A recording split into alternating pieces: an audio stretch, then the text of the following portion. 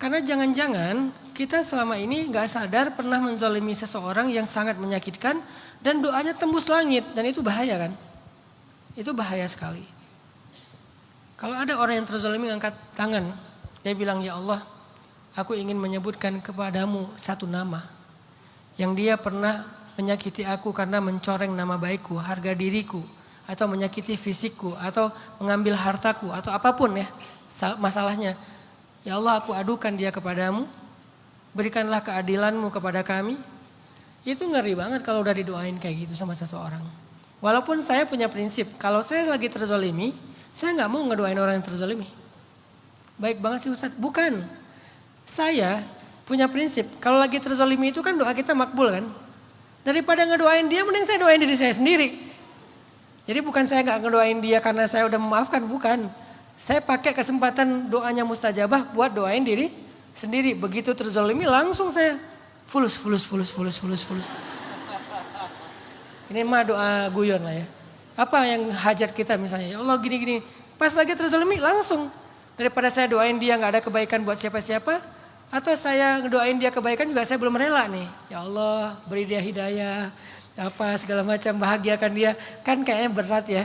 Gak rela banget kan ngedoain orang yang zalim dengan kebaikan. Kalau gak bisa, saya juga gak akan ngedoain dia dengan keburukan. Minimal saya pakai buat diri saya sendiri. Tapi orang yang terzalimi itu punya hak untuk mendoakan kita yang menzalimi dengan doa yang buruk loh. Selama doanya gak berlebihan.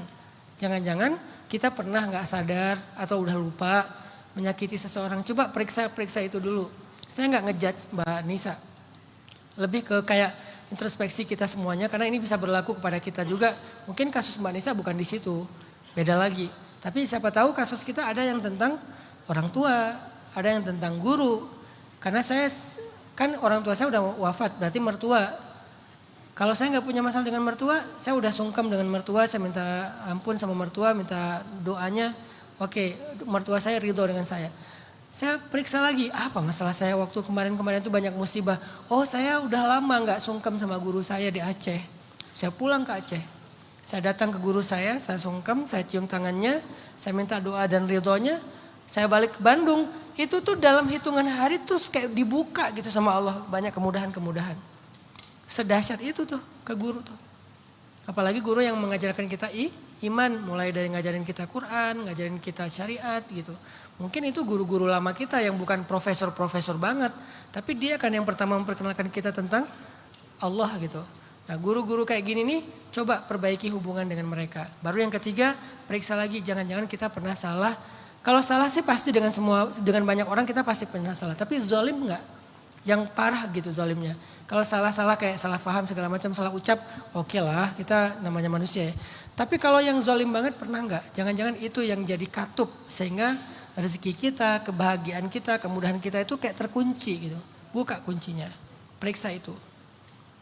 Itu poin yang kedua.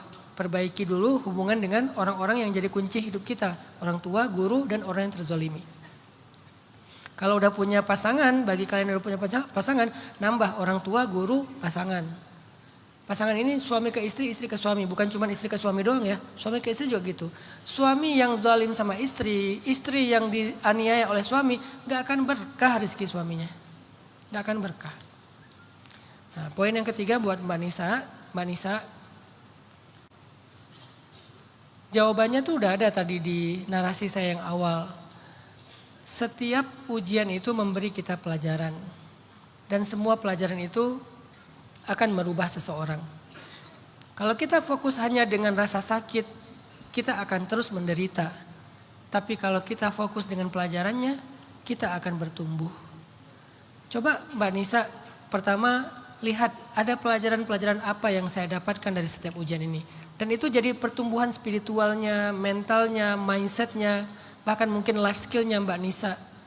Sehingga suatu saat ketika ujian itu udah berlalu, Mbak Nisa menjadi seseorang yang punya kapasitas lebih, punya value diri yang lebih. Itu satu. Yang kedua, coba Mbak Nisa selain menerima ujian, bisa nggak juga belajar merasakan anugerah. Being grateful dalam hidup itu. Kan itu yang kurang dari kita kan. Kita kan kayak satu ujian dikasih itu langsung aware kan. Aku diuji nih.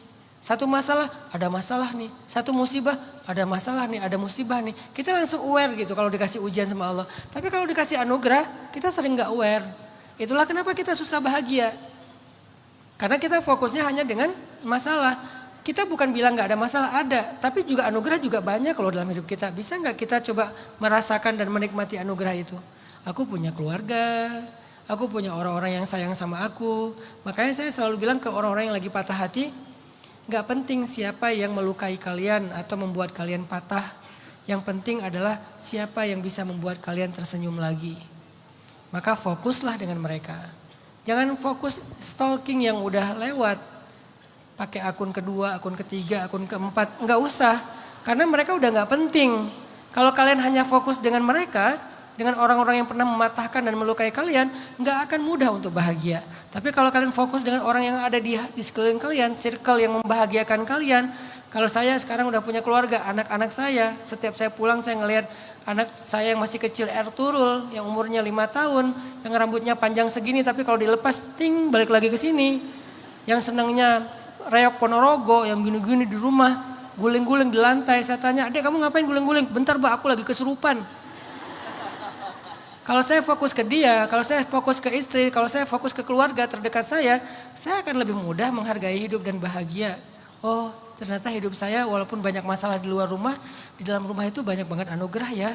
Anugerah pasangan, anugerah anak, anugerah orang tua, anugerah rezeki, anugerah kehangatan, anugerah ini dan itu. Banyak anugerah ya. Di situ walaupun gak sepenuhnya kita bilang bahwa kita itu orang yang paling beruntung, setidaknya kita bisa tahu bahwa hidup kita itu ada sisi baiknya juga lah. Untuk kita nikmati, untuk ngumpulin energi lagi menghadapi ujian-ujian yang berat. Semoga Mbak Nisa dikuatkan, semoga Mbak Nisa bisa membuka katup-katup tadi, semoga Mbak Nisa dilapangkan hatinya untuk lebih bahagia lagi dengan apa yang ada dan sabar dengan apa yang belum ada. Allahu a'lam.